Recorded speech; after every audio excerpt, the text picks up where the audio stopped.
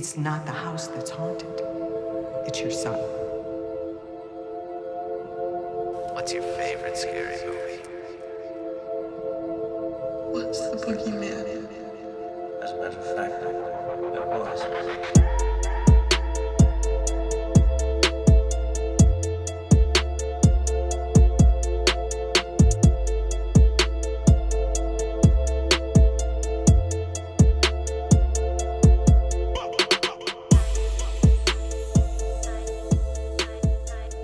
Welcome back, everyone, to Slashers in Sync. We're on episode 13, so it'd be kind of dope if we were dropping a 13th episode on Friday the 13th. Yeah, Maybe we'll look into that in the future. Like, we'll do a special episode on that week or something.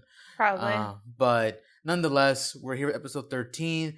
And if you've been around since season 1 of the podcast, in season 1, we started it off with our paranormal, supernatural experiences and also just talking about supernatural stuff in general. Mm-hmm. And I thought it would be cool for Marva and I, mainly her, idea to run it back. So here we are talking about supernatural experiences and just supernatural stuff in general. I think that's probably the core of what this podcast was supposed to be about. Don't get us wrong, we love horror movies. We're going to keep reviewing them, but stuff like this is what really gets us going. This is where you and I have a lot of our hour-long conversations, that make car rides go by very quickly. Very, very quickly. We can dive into any, I guess, franchise or story, I guess, or even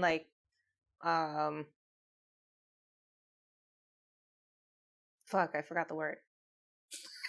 Well, what were you thinking of? I don't know. Anyway, we'll just go with story. Like any kind of tale, I guess. There you go. Any kind of tale.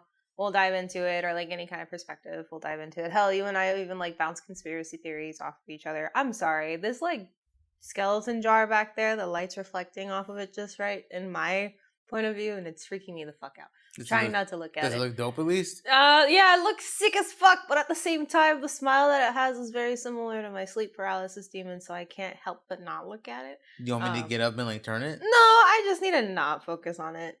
Just look at me. I was kidding. No, I know. Okay, I'll just look at look at something else. By the way, if you guys have been on Instagram and if you are following foodie accounts, we recently picked up the banana cream pie from Costco. Highly recommended. But I'm on a sugar high right now, so I promise you I'm not drunk. If I'm slurring my words, it's because the diabetes kicking in, and I know my fucking pancreas is screaming for its life right now. But at the same time, it was worth it. It was really good. My arteries are crying. It's okay. It was really good. Yes, very much so. Definitely worth it. They're almost sold out at the location that we were at. I know. I think they had 3 more left? 2 more left? 2 more left after we grabbed the one we got. Oh, yeah. 2 more left after the one we got. And I've been seeing this shit everywhere, dude. Yeah. Everywhere. I've been trying to find it as well, but at the same time, not really trying, because anytime I really put in the effort to try and find a food item, especially at Costco, it usually never goes my way. But I guess it worked out. Anyway, I guess back to the core of the subject. But let's go ahead and get back to it. So the reason why I brought up the Costco is because we have a Costco that's very close to our apartment. For some of you guys who have probably been following us, some of our friends who listen to this, we moved to a new place about 4 or 5 months ago. Yeah. And it's been interesting. Mm-hmm. Marva's recently told me about some of the stuff that she's seen in the apartment, but I had no idea. And my dumbass read the notes before we recorded, so I shouldn't have done that. I wanted y'all to hear my live reaction because I actually got. I don't want to say. I wish I kept it locked because his reactions were fucking hilarious. I'm pretty sure you guys would have found it just as humorous as I did. So since these are mainly your experiences, I'm gonna stop talking. I'm gonna throw it over to Marvelous or Marva. She can tell you exactly what she has had to. I don't want to say deal with, but what she's had to have seen since we moved here 5 months ago. I mean, it's not that bad. You're making it sound like it's terrible. That's why I reworded it. I don't want to you're not dealing with anything. It's so go ahead. I mean, at the other house that we were living at, I feel like that one was a little bit more intense just because I would experience things so frequently. And usually the feeling that I would get wasn't necessarily the best one, especially whenever I was downstairs. At night too. At night, yeah. And mind you, I would get home around 11, so being downstairs around 1 or 2 in the morning wasn't really that hard for me because I would work 14, 15, 16-hour days sometimes, Yeah. like depending. Anyway, moving to the apartment, I made a rookie mistake, but at the same time, I told myself it's okay. I didn't like incense the place right away or like cleanse the place right away when we moved in. I don't know if you noticed. I didn't know that, yeah. But we did sanitize everything. So it's just, I guess, the spiritual cleanse, if you will. Yeah. But at the same time, I just it was so overwhelming with all the personal shit that was going alongside with moving. There was a lot that MJ and I were kind of juggling and dealing with that kind of propelled us to go in the direction that we did. But I mean, we're here now. We're pretty happy. As far as like the apartment goes and moving in, I saw figures a lot, which is why I feel like I made a newbie mistake.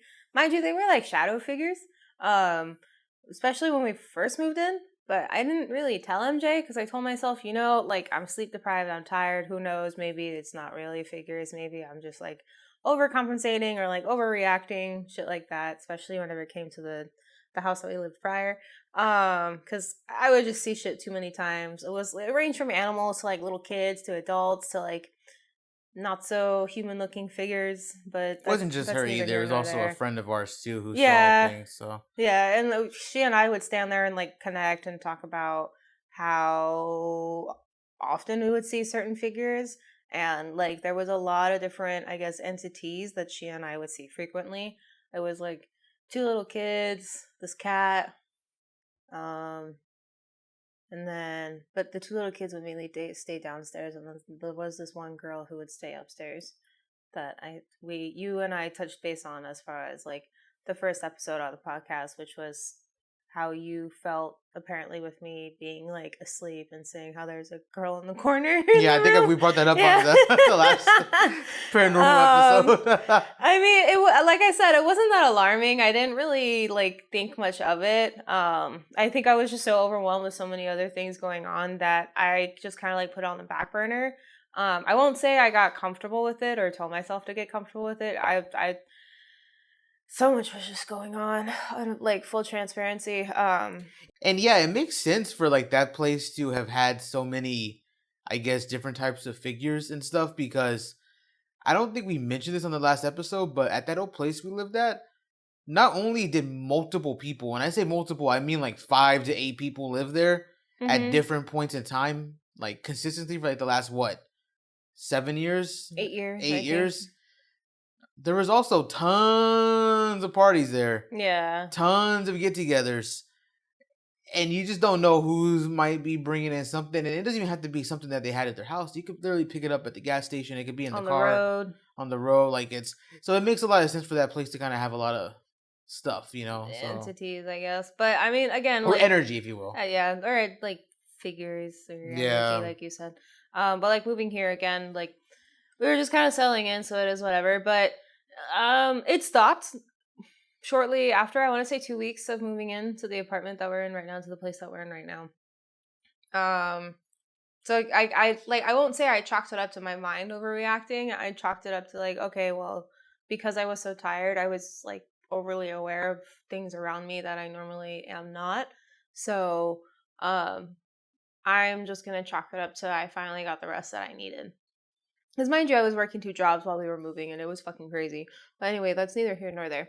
I want to say a month passed after I stopped seeing the figures on a frequent basis. Like, mind you, they're like itty bitty little figures. Like, like those little dust bunnies and Totoro, My Neighbor Totoro. And so on and so forth. They were like no bigger than that. No bigger than maybe like 3-4 inches. Nothing too crazy. So I was just kind of like, okay, they look like little fairies, I guess. Excuse me. But it wasn't until about like a month had passed from my last, I guess, encounter where I was in the bathroom. I kept one of the doors open because our bathroom has like 2 doors. One is the door into the bathroom itself, which has like a sink and so on, and then another set of doors that leads into like the toilet and then the bath. So I had kept the door that leads to the toilet open, but the door that's like separates the bedroom and the bathroom, like not closed all the way, but still closed enough. And at one point I saw the door kind of like get pushed open a bit, or I guess my viewpoint just kind of expanded from that little slit. Um, and I saw a couple, like not a couple, just like a little shadow figure just standing there. It looked like a little kid, no bigger than like 3 years old, just peeking its head in. And I was like, oh shit. All right. I'm just gonna stay cool, stay calm, stay collected. Everything's okay. It looks like a little kid, like just curious. All right, like we'll let this happen. I'll just roll with the punches. And then ever since I saw that little squirt, I keep doors closed all the way. I don't let it like really not shut fully anymore. Or if I do, I make I know this sounds really weird, but you're not that far away for me to scream or cry. Yeah. uh They either now the doors are like either like fully closed or like left like wide open, like so like it's wide yeah. open. So It's either one or the other. I mean, other than that though, I haven't had like weird cold spells or like felt like something was crawling on the walls or anything like that. Like no, it's just been like minor encounters here and there. I see a lot in the car though.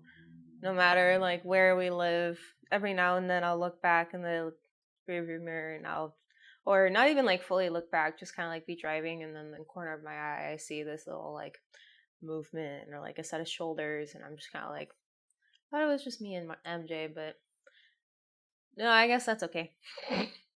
my younger cousin on my mom's side, she was asking recently because she listens to our podcast.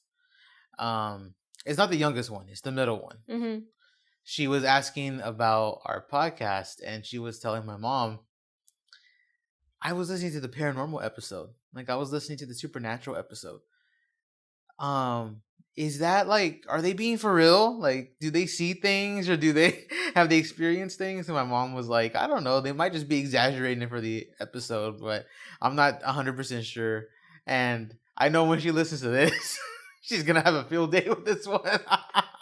I promise I'm not exaggerating. I can't really describe it, but when I see you, I can tell you, I guess, or explain it better, or even draw it out.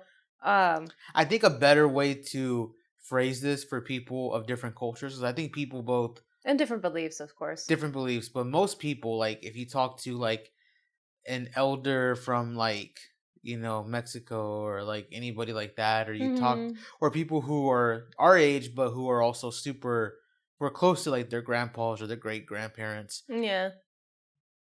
they'll understand what we mean by this is that it's not a malicious entity. It's just kind of like There. it's like an energy. Like if you're listening to this episode and you happen to be from like the Philippines, one of our friends is from the Philippines, and she mentions that's a very common thing there. Like if something gets in your car, just leave it alone and then make sure you stop somewhere before you get home. Yeah. That way it gets out. Or Or just like when you go to a funeral home, like you're not supposed to go home straight away. You're supposed to make a stop somewhere. So just in case if there's anything attached to you from the funeral home, you don't bring it home with you. exactly. So Or like even a burial or a memorial, like anywhere, I guess, where entities can not necessarily cross over, but have a little bit more strength than what they should, or you're going to be more right. like emotionally vulnerable. I know it sounds a little cliche because it sounds almost identical to the movies and so on and so forth, but I mean, someone once told me that cliche means that it's true because it's been run down so many times. So that's neither here nor there. But ultimately, like, it's just, I guess, like what MJ said, it's just an energy. I've just been hypersensitive since I've been younger. So you kind of you're more aware of it than Yeah, other people. yeah. My parents like at one point, and who knows if they ever find this podcast, but and if they do, I can definitely have this conversation with them face to face because I haven't had it face to face, but they might have gaslit me when I was younger into thinking that I didn't have this kind of, I guess, ability, if you will, or like I didn't have this point of awareness. But at the same time, like I won't deny the fact that I would see scary shapes, and I guess you could call it like I had an overactive imagination. But then I later on realized that no, it wasn't necessarily imaginary. It was just I was too aware. Um, Now, be it because of like my emotions or what have you, or the environment that I was in, it just kind of like brought me down this path. And I think it kind of feeds into what you and I touched base on in the very first episode that we released, where the more you become aware of it, the more you're able to open your eyes and see it too. It's almost like that weird theory where like when you're looking for something, you tend to find it a whole lot easier. Yeah, exactly. So the same goes for this. Like, if you truly don't believe that there's no form of entity, or I guess ghost or energy or whatever the fuck you want to call it, then you're not going to see it. But if you're like a hardcore believer, you're going to find every small sign to justify the kind of truth that you believe. It's on both sides, Right. on polar opposites, or like on different sides of the same coin. Like you're going to go down the same route to make sure you can prove your point.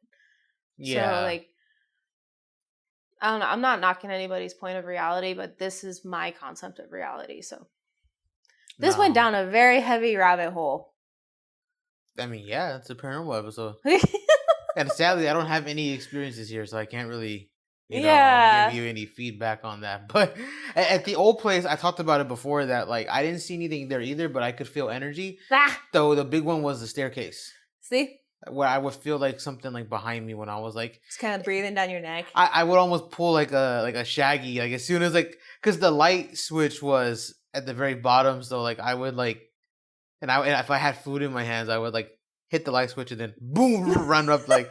He was brave. What I would do is I would make sure it stays on, run upstairs, make sure the lights in like the common area upstairs are also on, turn off the lights through the stairs, put the food down, keep the door open in the bedroom, but make sure I switch on the light in the bedroom. So this way there's like light leaking into the, because my concept was that nothing's going to touch me if I'm in the light, right? Well, see, with me it was different because I would do it when you were asleep sometimes to go get food. I know. And I didn't want to turn the light on for you. And because of the way the house was laid out, our roommates, the light switch was next to their wall on the second part of the staircase. Yeah, so they would hear it whenever we would flip it on and off. Yeah, and I didn't want to do that, so that's why I would have to flip it off at the bottom. Especially like with me juggling like a plate with a sandwich and a Coke in my hand.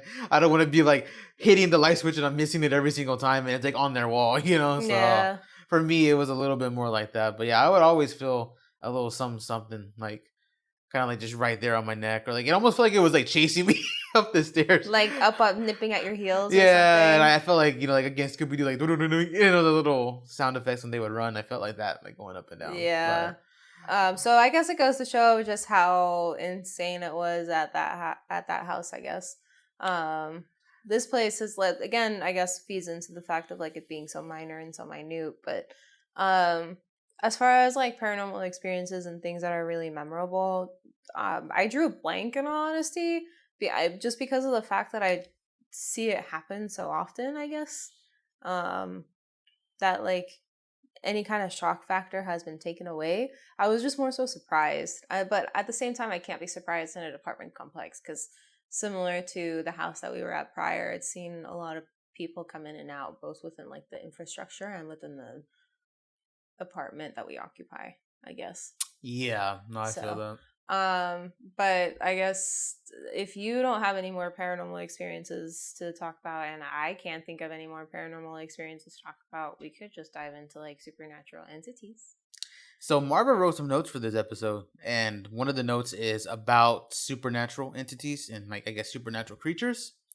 And one of the big ones, I guess, that is very modernized, I guess, besides, well, no, I was gonna say besides zombies, but zombies aren't really supernatural because most zombie films are created because of like government or like chemicals or like very like even I think Night of the Living Dead was very much like a chemical leak / rainstorm that happened in the wrong time. So yeah, like they're not really like naturally like created. It's just like an accident. Like every now and then they say like, oh, a variant of a virus came out and it seems to be susceptible to like humans, or like variant of a fungi, and but most of those are like man-made or Yeah. but besides them, I got on a little tangent there. Besides them, the most common supernatural creature that I think anyone knows, if you're not a huge follower of the horror side of TikTok, is vampires. Yes. Very modern, very Fetishized. I don't want to use the word generic because I don't think that's right, especially if they're out there. I'm not calling y'all generic. Yeah. It's just more so y'all are in a lot of movies. So a lot of books. I was looking out my window when I was saying that. Very modernized, very fetishized, very like romanticized. And I wanted to bring up this interesting point to you. Yeah. You and I have talked about this for a very brief moment, but I think you might have been in a bad mood that day, so I didn't get too much of your feedback. Damn. But now that I have you here on the spotlight, I have you here on the spotlight with the microphone, I can get your feedback on this. Yeah. So I actually had to go to Reddit to find this because it's kind of a very, I guess, hard myth to uncover. Like, there's not that much evidence or research to prove it, but people know of it. And this comes from a Reddit post. So shout out to Virgin693821. Thank you for this post. Thank you for this post. I appreciate you doing the research. I appreciate you having him say your name out loud. Yeah. True accomplishment. I'm on Reddit a lot, but very much. So far, and this is by him, he quotes, "So far I only found one about a certain book titled The Book of Agula, or Agula. The Book of Agula, written in 843 AD by a Catholic monk named Aed, Aed, states that God punished Judas by restoring his life after he had hanged himself. Aed writes that God in his fury condemned Judas to walk the earth until the final days. Judas would fear the sun and be cursed to roam the land in darkness. Judas would never know the comfort of death and would be damned to only feeding on the blood of humans, the blood of the living for eternity." So that's one theory out there about Judas Iscariot being the first vampire. There's other stories about that, like Cain and even because the whole book of Genesis with Cain, that's a very similar concept. So Cain and even Lilith in some stories. What's your opinion on Judas Iscariot being the first vampire and almost taking the punishment for what happened with Jesus and everything? Why are you laughing? I didn't read the Bible, bro. I just mean in general, bro. I haven't read it all either. I read the Quran. Hold on. I haven't read the Bible all either, bro. I'm just asking for your... I know what you're doing. It's okay. Just kind of I had PTSD to the summer camp my parents would throw me in whenever I was really young. Okay. Oh my God. Goodness. Okay. Let me just... Okay, I'm sorry. Let me just recollect myself real quick. Hold on. Well, she's recollecting herself. I'll ask you guys the question. What do y'all think about Judas Iscariot being the first vampire? I think it's poetic. I was asking them. I answered for them. No, I'm just kidding. You asked me first, fool. I'm just kidding. No. I think it's poetic. It kind of feeds into the whole, I guess, Lucifer story as well. God really seems to have a tendency of condemning and damning people onto earth and them wanting to take their vengeance out on God later, be it Lucifer turning into Satan and the devil and temptation itself, versus Judas apparently going around and becoming the first vampire, all because he took the fall for Jesus. Again, it's been a long time since I've even been exposed to the Bible verses. Why I'm twisting my words because I'm you're good. stumped. I don't know much either, so that's why it's But I mean, if that guy found that, then by all means, bro, you popped off. It sounds like you did your research and then some. I have no form of argument against you. If Judas was the first vampire to roam the earth, the one who was condemned to only walk the earth during night and also be on the brink of death but never truly die, then by all means, he for sure is the first vampire. I think there's been a out couple of there. I think there's been a couple of movies or at least one Dracula film based off of. I Yeah. think that's where I started talking about that with you. I think Yeah, because you so. and I have always reminisced about the fact of like, or been of not necessarily amazed, but like taken aback about how like the origin of vampires seem to be like very familiar and like similar, where there's just this one or few who are one of the selected few and somehow in some way end up cursing themselves, either thinking it's a blessing at first or really doing something stupid and it being a form of punishment of like a supernatural force. Now that supernatural force being a witch or a god or just their parents messing around with spells and not knowing what the fuck they were Right. doing, or just kind of like they were brought to existence because of Lilith, because Lilith being the entity that she is, um, not necessarily the Norse god, more so like the biblical version, but at the same time, a lot of people say she's the same one. So, however you decide to take Lilith as Lilith, then that's yours to take. But yeah, so it depends on, I guess, how you want to do it, but there is some form of like supernatural force that comes into play before the vampire is brought to fruition, which I think is cool. Obviously, like the way that they're brought to, it also plays into their weaknesses, but that also depends on the kind of franchise you want to go down and what kind of weaknesses each franchise exposes. There's like other, I guess, origin slash variations of, I guess, if you want to call him Dracula as the first. Like, there's even some people who just kind of believe that like Dracula was almost just like an apex predator, if you will. Like, it's just Mm-hmm. that's just kind of what he was, like a force of nature. I don't want to say he was like nature fighting back. I don't think it was, but it was No, just not Godzilla. he was he was just a creation, like that Yeah. that was like an apex predator meant to like stand above us, the Yeah. same way I guess like a megalodon would stand above other Most ocean sharks, yeah, creatures, or other yeah. shark, but nonetheless, like we can jump away from mythology a little bit and we can jump into more, I guess, science fiction and or film based Yeah. vampires, or like even like comic books if you want to like go down the Blade route. But you have mentioned here Vampire Diaries, Yeah. Twilight, True Blood. True Blood, and 30 Days a Night. So tell me what True Blood is. 'Cause I've heard of that, but I've never seen it. So I've read the books. I've never seen it, or at least a book, and I think it was called True Blood. Now I don't know if the TV show or whatever the fuck it is based off of the book or not. Okay, well tell me what Clearly the that shows like my understanding of it. But what I do know is that it's been around for a long time. And what I do also know is that a lot of people seem to be enjoying it. I apologize if I offended anybody with my lack of knowledge over True Blood. I am sorry. I had no knowledge of it, so I apologize even more. But like overall, it's from what I hear, it's a little bit more on like the Dracula-esque side. I guess going down the Vampire Diaries route, that one's a little bit more contemporary.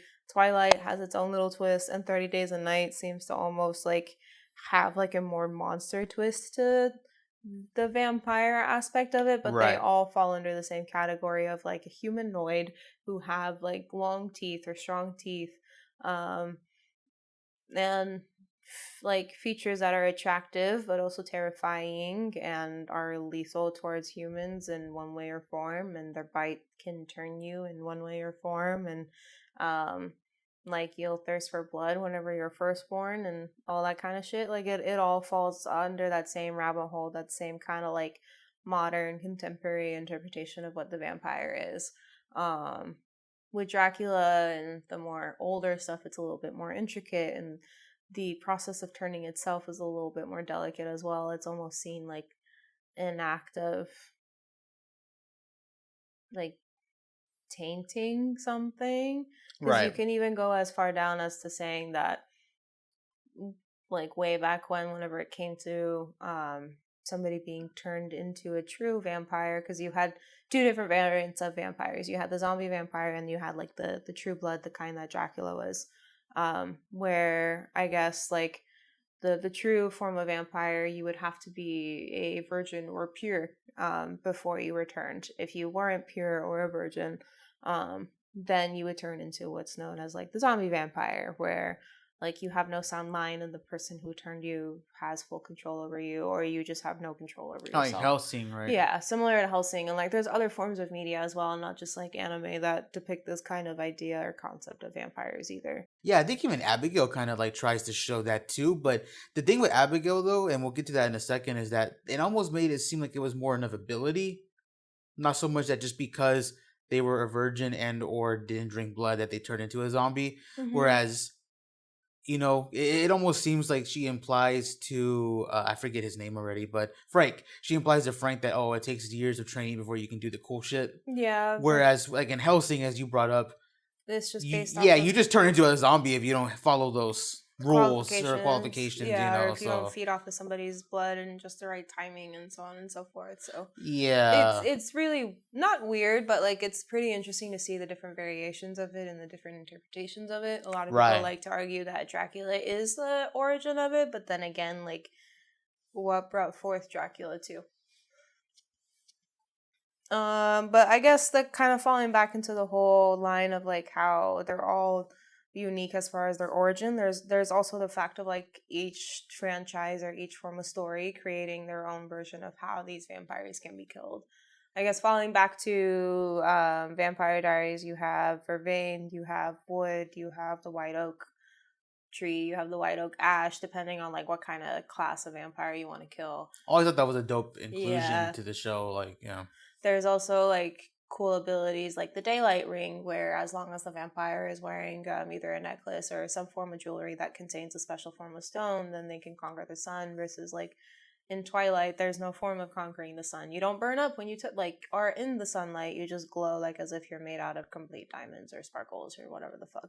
Twilight. Yeah. I'm just kidding. Or like Vampire Diaries, if at one point you misplace your ring, or if you don't have the ring, you catch on fire. But throwing it back into Abigail, like you said, a moment of sunlight makes the vampire like combust, like literally explode, and guts are everywhere. No questions asked. Even just like not even the true just a sun rays, just a reflection of the sun's light was enough to like blow up like Abigail's arm or something. Yeah. So, but like with Vampire Diaries, it's just as if the person's being caught on fire, so you can pull them away from the sunlight and they'll still be alive. And then I've seen in some other stories where like the vampire turns into ash or turns into dust or just like which makes a lot of sense. Away. Which makes a lot of sense on Vampire Diaries, because I don't know if the creator had the idea of making all those seasons, but when you write in so many of those story crutches revolving around the vampires, it creates a lot of plot, a lot of subplot.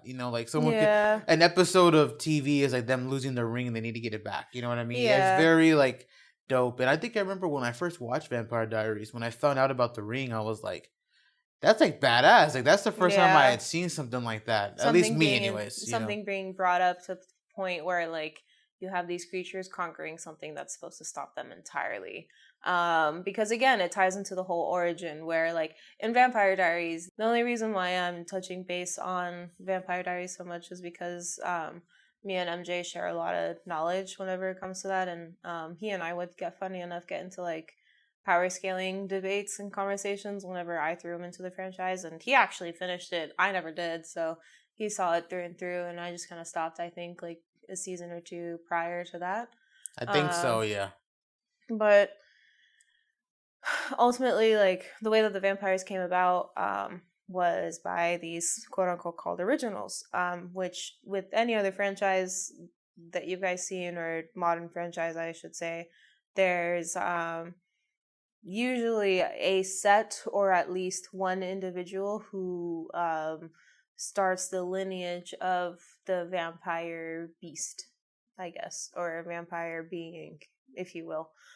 Even with Supernatural, Lilith is the mother of all monsters, so there's that. Yeah. So she's the one who came about with vampires to begin with. There's actually like an alpha vampire too, but I don't know if he stands above Lilith or below. No, she gave birth to the alpha, and the alpha gave birth to the rest of the vampires. Okay, got you. Not really like physical birth, because we come to find out not all alphas are females. So that's neither here nor there. But Twilight even has the Volturi, which I think they mentioned one of the films, or you read the books, but there's a statement about them being either the oldest in existence or the ones who like the first record of vampires. Yeah. As far as like being, I guess, sane enough to actually keep a record, if you will. But again, like I guess falling back to the Vampire Diaries one, the reason why the vampires are so weak to sun is because the mother of the original vampires drew power from the sun to create um something stronger that could resist the Right. rival tribe who had like warriors who could turn to wolves. Right. Spoiler alert, they're fucking werewolves. But anyway, It's an old show. yeah, old show. Y'all, like, you had enough time to watch it. If you haven't watched it until yet, I apologize, but I'd hope you know, like, all realms of the supernatural are open in that show, so have fun with that. But ultimately, like, different franchise has different starts of like vampire lineages. Like, I think some of them is just like what you said, where like one day they're damned and like they can never go back to the sun. They always need to drink water, or not water. They always need to drink blood in order to stay alive. Some of them go as far as to say like vampires can't cross body of waters because body of waters are too pure for them. So like it depends if you're going down more of the biblical route or more of like the pop culture route. So I think some people like to even argue that, and this isn't even because of Twilight. This is also because like of Underworld. This is because of like stories like that. I think even Blade makes a mention of it, but Yeah. werewolves seem to be like the rivals to vampires. Like, Always. yeah, that seems to be like a thing. I don't know. Almost always. Which we need to watch the Underworld franchise too. I've been meaning to do that for years and just never had the chance to. Yeah, I'm more than down for that. I've also been meaning to. I just never really took the time to dive into it, to be fully There's frank. never that much interest, but now that we've gone so much into horror and I've seemed to like every vampire thing you put me onto. Yeah. I wouldn't mind. Even the cheesy shit. Even the cheesy stuff that I wouldn't mind finally sitting down and watching Underworld. I've never seen a single film of that Neither franchise. have I. But I've heard nothing but good things, so I would be more than willing to do that. I am down. But yeah, werewolves are always there. Like, if not there, then at the very least, like, mentioned, or like there's some form of like legend for them. Because I guess like with Twilight, werewolves weren't really supposed to exist, but then lo and behold, you have Jacob's pack, who's like turning into werewolves left and right, all because the amount of vampires are increasing within the vicinity of the town that the Quileutes live in. Or you have like Vampire Diaries, where Tyler is like has the werewolf gene, and all he has to do is just like spill blood, be it accidental or on purpose, and he'll activate the gene and he'll start turning into a wolf. Or right. You have like Klaus, who's a fucking hybrid, but that's only because you come to find out that he's actually like a bastard child, and his mom like turned him into a vampire, but to turn him into a vampire she had to bring down the wolf side, and so on and so forth. Where that's one of the few franchises where they actually brought like a hybrid to life, which is dope. Yeah, because like me being the kind of person that I was, where I really dove into like monsters, if you will, or like supernatural creatures, I always considered like the idea of like hybrids coming true, but I never thought like any story or any like form of media would take that idea and bring it to fruition. But seeing that show kind of go as far as to even show, or I guess bring forth vampire witches, I was just like, whoa, like I never thought that would happen, because right, it was really sick. But ultimately, like I genuinely love my intrigue for vampires. Also plays into my intrigue for, or how I'm intrigued for werewolves, because like what you said earlier, they always seem to go hand in hand in one way or form. When vampires show up, werewolves always seem to follow shortly after, or after a long while after. Yeah. Yeah. I know Wolfsbane seems to be like a hit or miss for being deadly to werewolves. Is Wolfsbane a thing in Twilight or no? It's never mentioned in Twilight. It is mentioned in a few books that I have read. It's in Vampire Diaries. It's in Vampire Diaries, yeah. for sure, because vampires are weak to vervain, which makes sense as to like the rivals from wolves would also be like have an herb that's rival to them. Right. I mean, I know the older one, like older movies and older shows do play wolfsbane as a form of like tool to fight off werewolves. I know it's not a thing for Harry Potter at all. Like, silver doesn't kill a werewolf, wolfsbane doesn't hinder a werewolf. It just seems to be like brute force and strength, or just like an accidental death to where a werewolf stops. Um, Most shows always seem to imply that werewolves are 9 out of 10 times not of sound mind when they're in their wolf state. I think the only one that like really implies that they are in their sound mind, or they are of sound mind, is just Twilight. Vampire Diaries, yeah, they're pretty like It takes time. they don't ever want to turn into them. You know, Yeah. like they even go through measures of like if they know they're gonna turn, like they have people go like lock them downstairs, right, and like chain them up and shit, and like Yeah, because so like I guess whenever they do turn, they become very violent. So like they're sound of mind, but they're so consumed by the need to spill blood that they just do it. But at the same time, like the turn itself is very painful. Whereas in like you do see the pain being expressed on other forms of media or other forms of franchises on the individual who's turning into the wolf, but it's not emphasized to that degree to where the werewolf themselves is like chaining them down to like a cave, or chaining themselves down to some infrastructure that will not give in, that will not break, no matter how much amount of force you put into it. speaking of not wanting to actually turn into a werewolf, I think the one thing that probably the werewolves suffer compared to vampires is the actual turn into a wolf. Like Yeah. it's always depicted as being painful. Like even Twilight, to where once you get the hang of it, they do it pretty seamlessly. I think it's still supposed to mention that they do feel pain, Yeah. but it happens so quickly, especially in the movies, that it doesn't really look like it. Yeah. Plus they heal so quickly that They there they is no heal so pain. quickly, yeah. But even like with that in mind, the actual first turn into a werewolf, like when they're first about to turn into one, it's supposed to be a painful process. Like Yeah. Jacob was like missing for days. He was constantly under care from like the other tribe and like I believe his dad, right? Like In the book, like you come to find out that Jake was really having a fever and running hot and like feeling uncomfortable and in his own skin around the night that he turned.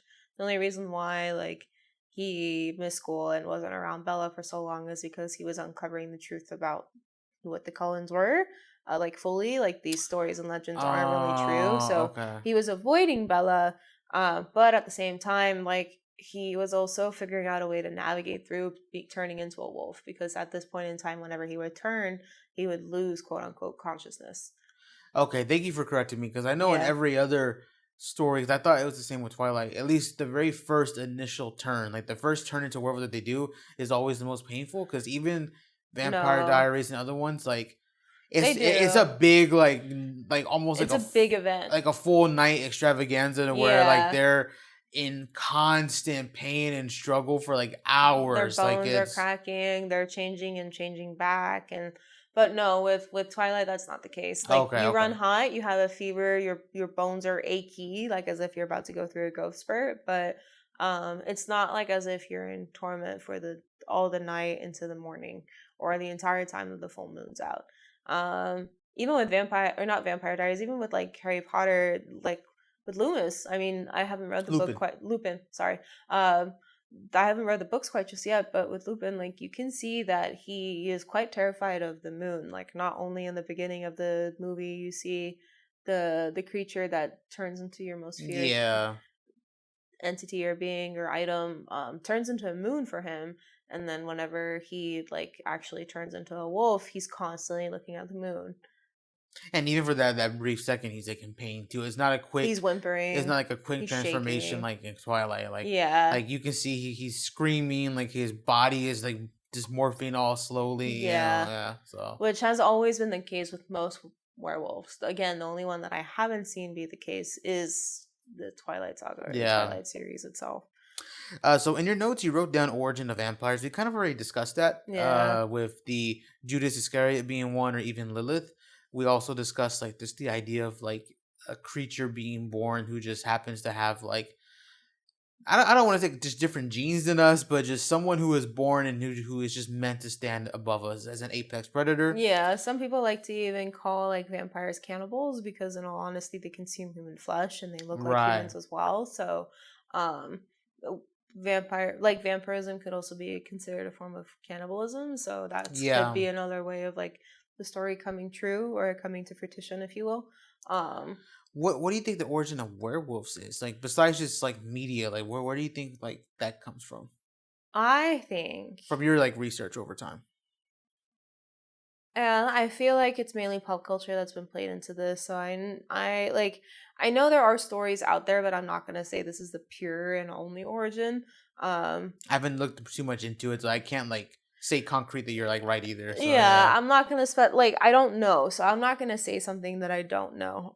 So if I am like completely speaking out of ignorance or arrogance, like please correct me. I love being corrected. I love being put in my place, especially when it comes to things that are very true. However, the way that pop culture makes it seem is that it seems to stem from like native stories or like a group of natives. Now, whether or not that is the case, I know it's very stereotypical. I don't truly know, so I can't really speak upon it. However, I would like to think like I can't ignore the phrase of like, oh, like even way back when. I know like now a lot of guys walk around and say, oh yeah, me and my dogs, and like calling like your boys your dogs is an endearing term, but before like calling a guy a dog was a terrible term. Like it was worse than calling a woman a bitch. So maybe it's just like a term that was thrown around amongst men, or like when you're insulting a guy, like way back when, to where eventually like the insult turned into a story about how this person would turn into a literal wolf or a dog. Or one day somebody stumbled across a wolf that was a little too big for their liking, and they created a story in their mind saying that, oh, can't be a standard wolf like the little buddy that I have to my left or to my right that I figured out a way to domesticate. No, this one has to be a monster. it sucks because there's even the old Wolfman film from like the black and white one. Yeah. Have not watched it, so I don't even know what they say there as far as the origin for the Wolfman goes. So, but I will agree with you. I think it feels like most stories that I've seen come from like native like ghost tales or like something like that, and then it ends up like coming true in the movie or like in the story. But Yeah, I mean, I even just googled it right now, and the way that it seems to be written is that it's unclear as to when or where the werewolf legend originated. Some scholars believe the werewolf made the debut in the Epic of the Gilgamesh, the oldest known Western prose, when Gilgamesh guilted a potential lover because she had turned her previous mate into a wolf. So, yeah, there's that. there's that. I mean, again, but I'm gonna throw it back into media, just constantly feeding into the fact that it could be native. But at the same time, like I am not gonna go around and play around with that kind of shit because we all know that it's very like it can border on the line of racism, and it is, and like a lot of form of media have like been racist towards that. So it's sad, but regardless. There's other creatures out there too, like SWs. Not gonna say the name. Yeah, it's nighttime right now. Windows open. I'm not playing around with that shit. Mimics, angry ghosts, or demons. There's also jinns. There's jinns. I have a funny story, kinda, not really, about SWs or maybe mimics. Remember that one time when I came out the shower and we were like, I think both getting like dressed. I don't know if we had just came in from getting food or we were about to go get food. I can't remember which one, but the bedroom window was open, and this is at the old place that we used to live at. Mm-hmm. And we heard like a cat. At least it sounded like a cat. Oh, that. And I remember thinking like, I was like, "Aw," and then I was about to start calling to it, and then you ran to the window and closed it, and you were like, I know that sounded like a cat, but I don't think that was a cat. And I was like, oh. I I remember that very vividly and very distinctly because it sounded very similar to a cat. He wasn't wrong. However, the hairs on the back of my neck were sticking up, and there was just like this weird gurgling sound at the end of each meow to where I was like, all right, this cat's either dying, but there's too many meows for me to be like, no, this isn't dead. Yeah. And it sounds like as if it's getting closer and farther, but like in very weird increments. So I'm not going to trust this. I've seen too many late night TikToks for me to sit back and be like, oh, this is fine. Yeah. Plus, I'm not going to go around and be like, hello, out in the late night, because that also invites shit in, whether you believe it or not. Yeah, so but yeah, that was the funny story that we had about the SW. Literally, So I might even make like, chills down my spine. might make a TikTok about it, but Nasty. anyway, so Jinns are pretty interesting because you can go down the route of like the religion side, or you can go down the side of like Western media or just media in general. Because jinns essentially, or in the Quran, are labeled as like entities that penetrate you in your dreams and like present to you temptation and so on and so forth, and right, yeah. can take over your soul if you make the wrong move. They trick you. They're like tricksters essentially, but they take possession of your soul and they consume off of it slowly. So similar to a demon, but not entirely a full demon. Supernatural has a lot of episodes about jinns. Yeah. So And I always found them fascinating. Like Western culture, Western media, and just media in general kind of romanticizes them.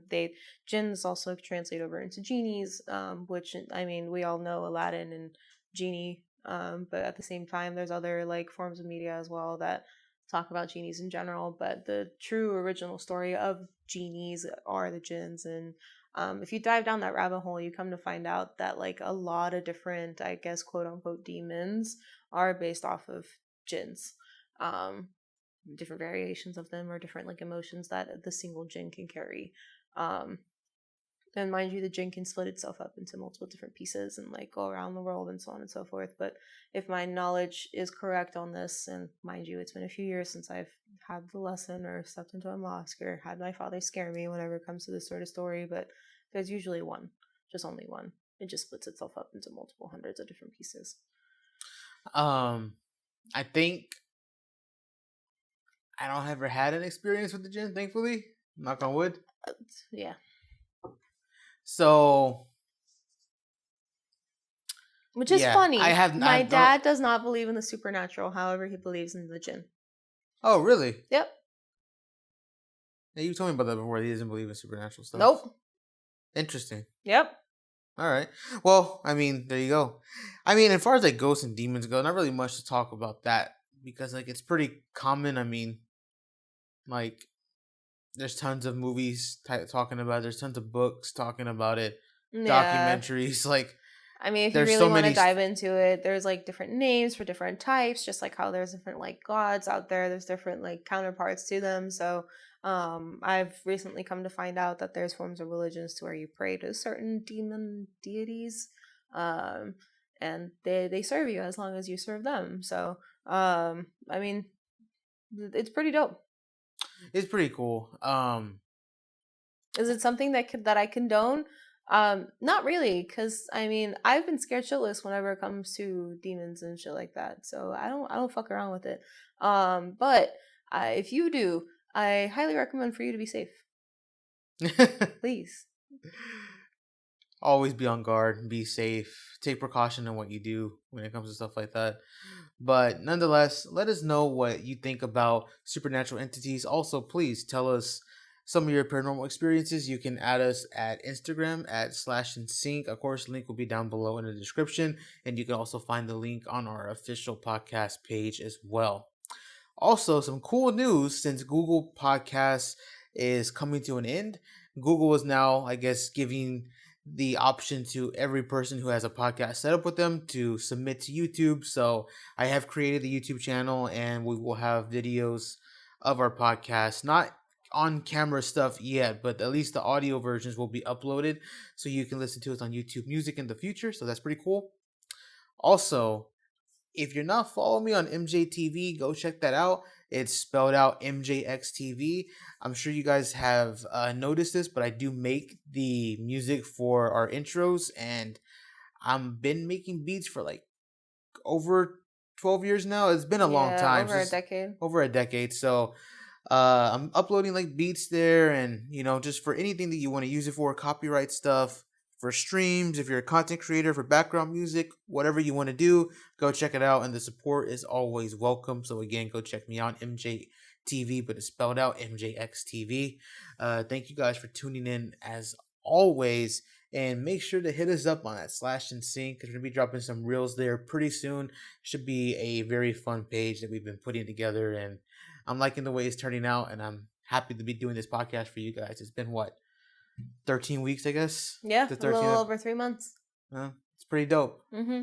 Yeah. I didn't think we would make it this far, in all honesty. So thank y'all. Here we are on season 2. Yeah. Interesting. Thank you guys again for tuning in. We'll talk to y'all next time.